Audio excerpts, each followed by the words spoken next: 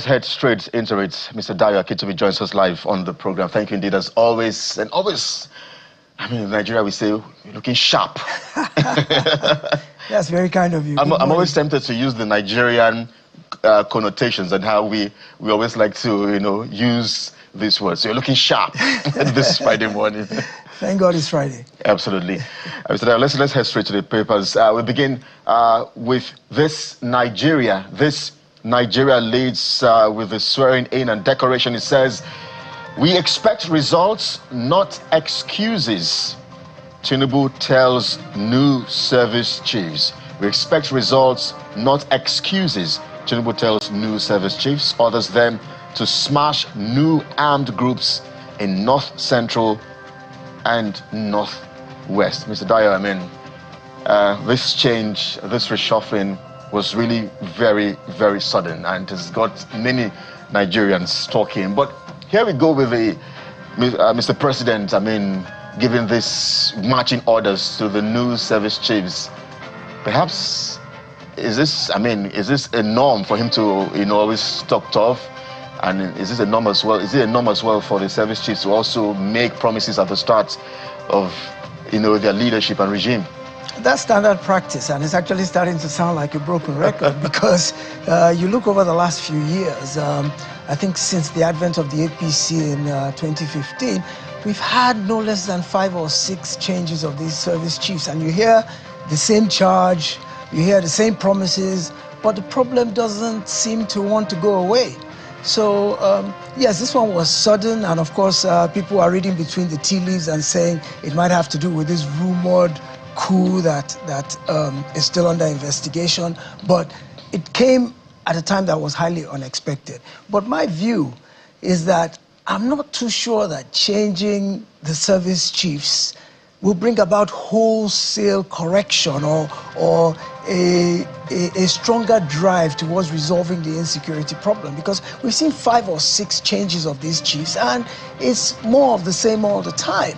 And when you look at it, those who have recently been appointed went through the same training program, the same Nigeria Defense Academy. They were all taught the same thing. They came up through the ranks the same way as all of those who have passed through these offices before. So I ask myself, what do we really expect these people to do any different? Perhaps individual characteristics of innovation, creativity, energy levels, because the immediate past service chiefs, particularly the CDS, General Christopher Musa, who has been in the news quite often lately, seemed like a very competent and capable fellow. I agree. And Nigerians actually were warming up and responding to him because he seemed like he knew what he was doing. For him to be summarily removed, also appeared people-friendly. Like very. Looked like he could engage with Nigerians. Yes, he was a people person more, and he engaged with us very well.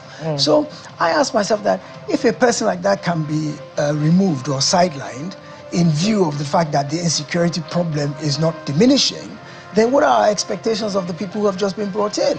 So I think that if we're looking for real methods to address the insecurity problem, it should go beyond changing the chiefs of defense staff or changing the service chiefs. I think we need to look at the system itself. Things like, how about the combatants, the people actually going out to fight the insecurity? The generals, I think they stay behind and deal with issues of strategy.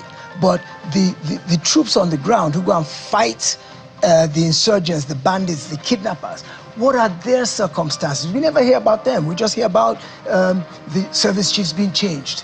What is the state of morale of our troops? How are their emoluments? What happens to those who die in action? Their families, do they have hazard insurance? Do they get risk pay? Do their families, we see that they get state burials and all that when the unfortunate happens, but I think that there has to be a deeper reform than just changing the service chiefs, which seems to me to be quite superficial on the surface. I think we need to look more at the troops who are on the ground, issues of remuneration, issues. I know security has the largest part of our budget in the last couple of budget cycles. Perhaps the money is not enough, perhaps it's not being deployed towards the right methodologies?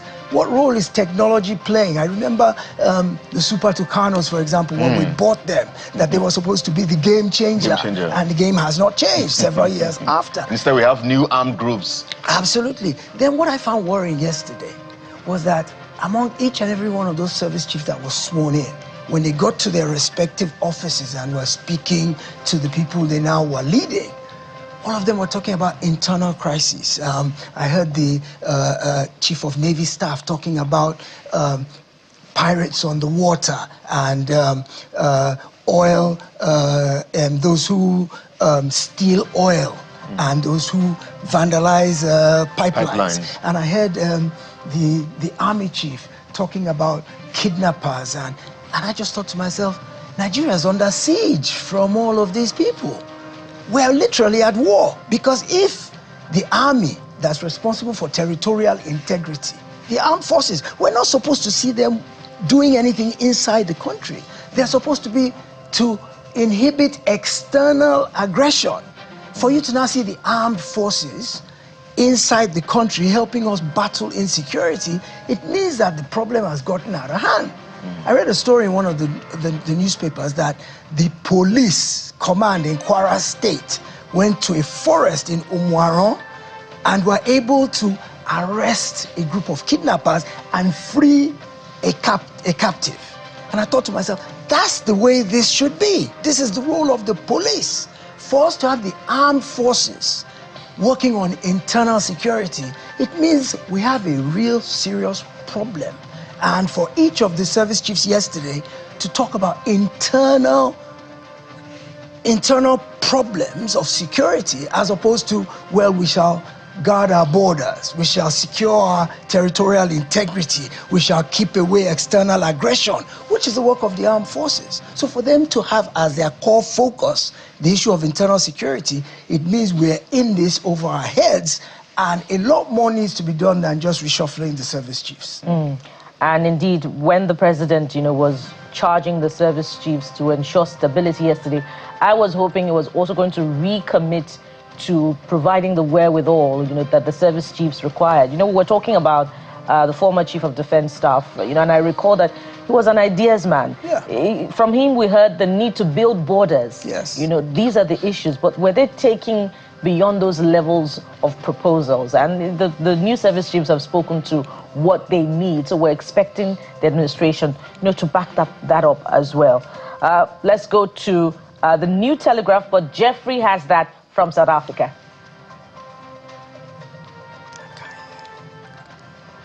Yeah, absolutely. The New Telegraph. Mr. Akintobi, good to see you. I was still looking at the pages of the previous paper, and I saw something interesting. I don't want to go back to it, but I think I saw something that had to do with the Senator Natasha Akpoti having to commission project, and Senator Godswill Akpabio, the Senate President, is the one leading that delegation. But that relates to what is displaying on the screen. The House, the APC hits 2/3 majority with 243 reps.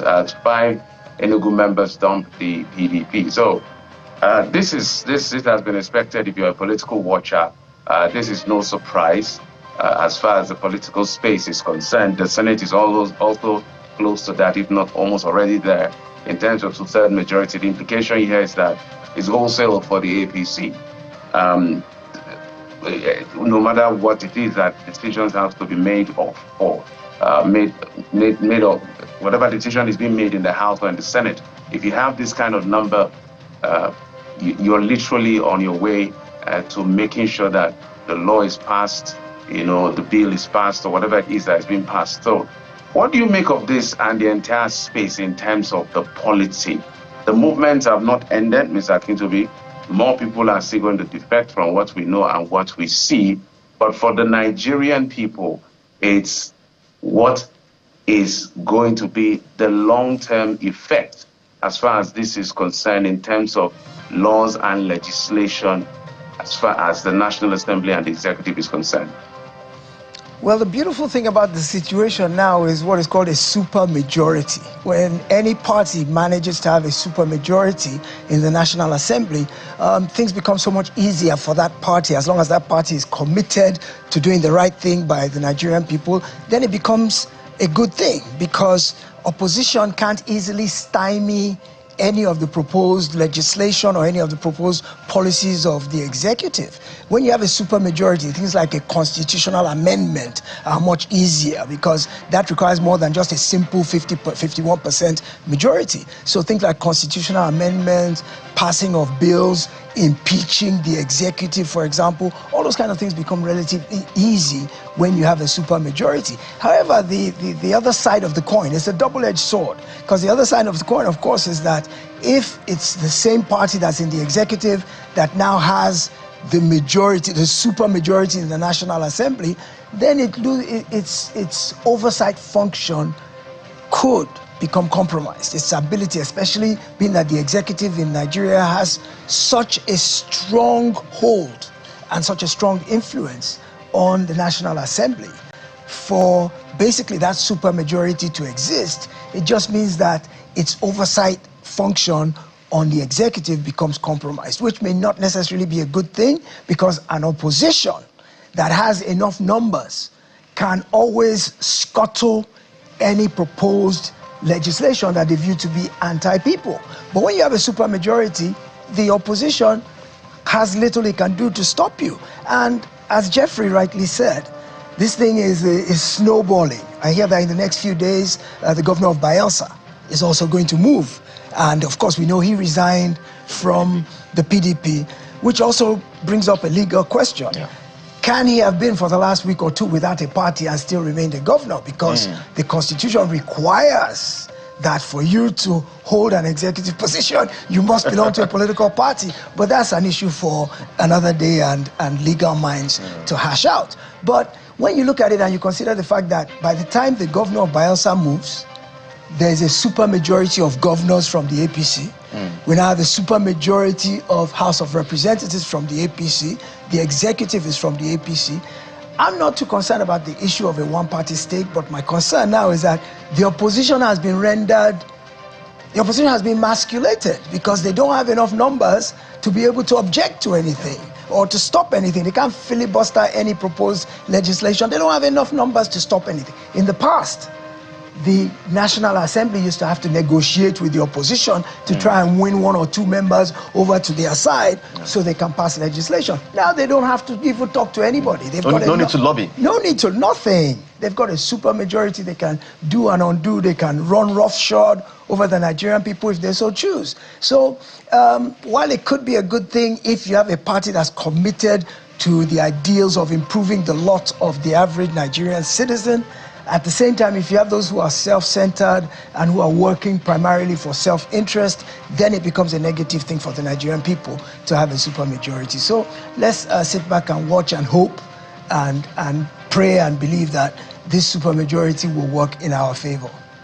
Well, from there, let's go to the Guardian newspaper, which takes towards a different path, from the first two this morning. It's focusing on the judiciary. Justice on trial as courts battle neglect, infrastructure deficits. And we see, the front page also showing pictures that tell the story. There's the court infrastructure, I believe in Lagos, that's on the front page this morning, that is evidently dilapidated. And if you go into the inside pages 4 and 5, you get a sense of the discussion. But Mr. Kitobi, after, the hard-fought battle on financial autonomy for judiciary and, the expression of support, especially, by the FCT minister for the construction of, houses, accommodation for the judiciary, is the government focusing on, as we say, the major, the minor rather than the major, as far as what the judiciary needs? Let me put a question to you. Can you believe that in 2025, in this digital age, judges are still handwriting witness statements? Handwriting. Court reporters and stenographers are still writing by hand transcripts of what unfolds in a courtroom. So if we're at that vestigial stage in 2025, whereby we're still using rudimentary methods to document court processes? Why do we expect that their infrastructure or even the court processes will be any more advanced? You walk into a Nigerian courtroom and you're shocked at the level of, I mean, you see files, manual files piled on the court clerk's desk, and you wonder how could they even find anything in the middle of this chaos and this mess? And when the FCT minister is talking about providing houses for the judges, which Bukola alluded to, my thinking is that that's a self-interested position, so that if the judges are comfortable, then they're beholden to the person who made them comfortable. But how about the pursuit of justice? Why are we not paying attention to the tools that make the administration of justice more efficient? You walk into a courtroom. I've been in some courts in Lagos State, and I must say that from the advent of democracy in 1999, the Lagos State government at that time tried to improve the lot of the administration of justice, from the judges' quarters, the courtrooms, the processes. And Lagos courts are probably a little bit better than courts across the country. But if you look at the Guardian article, for example, you see courtrooms that when it rains heavily, the roofs are leaking. You see buckets on the floor catching water in a courtroom in 2025. You see lack of air conditioning, windows are open, judges are fanning themselves. So how do you expect justice to be speedy if the conditions under which they're working are so dismal and abysmal? And the Guardian has brought this to light because all of these things slow down the administration of justice. And justice delayed is justice denied. We know this. So what is the point of financial autonomy for the judiciary? They're getting their money directly now. We would expect to begin to see that they begin to reform. Yes, there's been several years of rot and neglect, and it's going to take quite a while to bring it back up to par. But it is critical because that aspect of the government, the three arms of government, the judiciary, is where everything ends. It can start elsewhere, but the judiciary is critical to the balance of power and to the administration of justice, because that's where we all end up if we don't get satisfaction from the executive or the legislature. So it is important to make sure that apart from keeping the judges comfortable by giving them homes and making them grateful, that's also important to equally address the things that make their work seamless and efficient. I think it looks like maybe after the COVID-19 pandemic, we all went to sleep, because that during the pandemic there were virtual hearings and proceedings. So I don't know. It looks like maybe after the pandemic, we decided to just you know what? Let's go back to our analog ways. Well, COVID was good because it showed us the fact that there were alternative ways to get things done. We don't have to be in the courtroom physically. We can do it from home. Yes. We can do it from wherever. All right. I'm told we have to go now, but perhaps we can just briefly look at Leadership Friday, because it has an interesting rider there, which my colleague mentioned earlier. After the fight, after the battle and tussle, I'm not going for the main rider. I'm going for Natasha invites Akpabio, others for project inauguration. Mr. Akintobi, what is this? Politics, strategy, loyalty, or bromance? They've kissed and made up. Oh my word.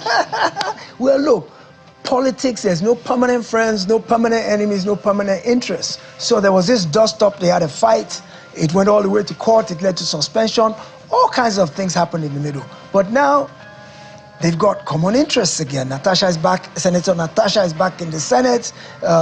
For her to get all of her motions heard and passed, she needs to be in the good books of the leadership. For her to be able to be on a committee, all the benefits that come from being a juicy committees. I don't like that word, juicy. It's only in Nigeria here. But it's the reality of ground. Oh, he was appointed to a juicy ministry. And I said, juicy? What? That word is so reprehensible, because it talks about the fact that everybody looks at this thing as, what benefit can I derive from it? Not what I'm going there to do for the people.